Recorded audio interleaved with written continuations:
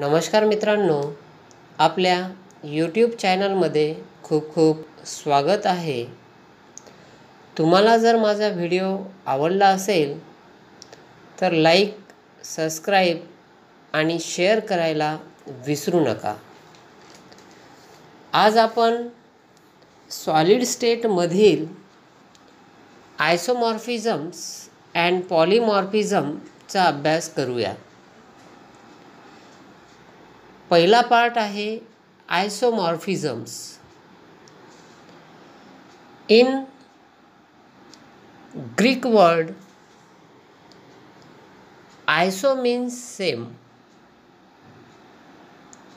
and morphos means shape or forms.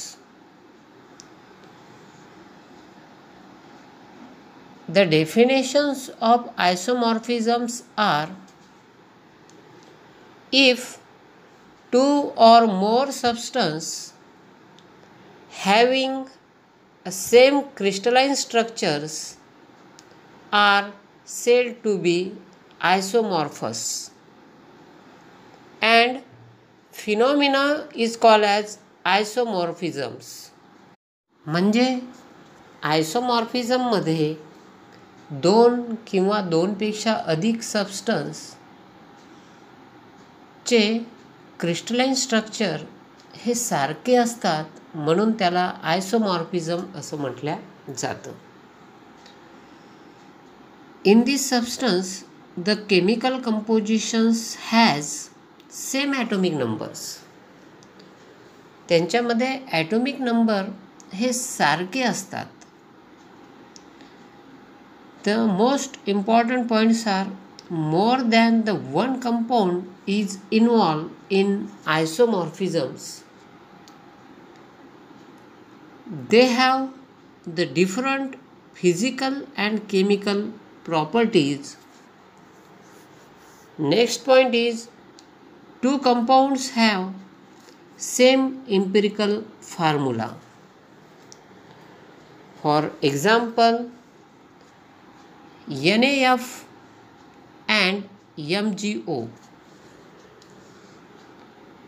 एक्झाम्पलमध्ये आपणास compound हे वेगवेगळे दिसत आहे,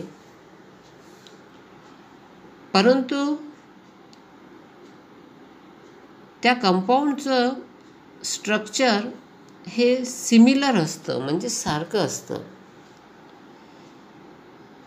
Na हा एक दिसत आहे, फ्लोराईड हा एक दिसत आहे, त्याचप्रमाणे मॅग्नेशियम हा एक दिसत आहे आणि ऑक्सिजन हा पण एक दिसत आहे.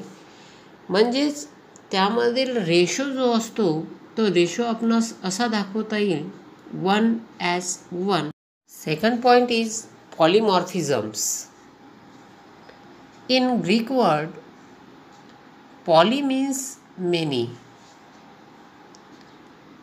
and morphos means shape or forms. Means many forms is called as polymorphisms. The definitions of polymorphisms are: single substance that exist in two or more forms or crystalline structure is said to be the polymorphous, and the phenomena is known as polymorphisms. म्हणजे एखादा सबस्टन्सवर दोन किंवा दोनपेक्षा अधिक forms तयार होतं,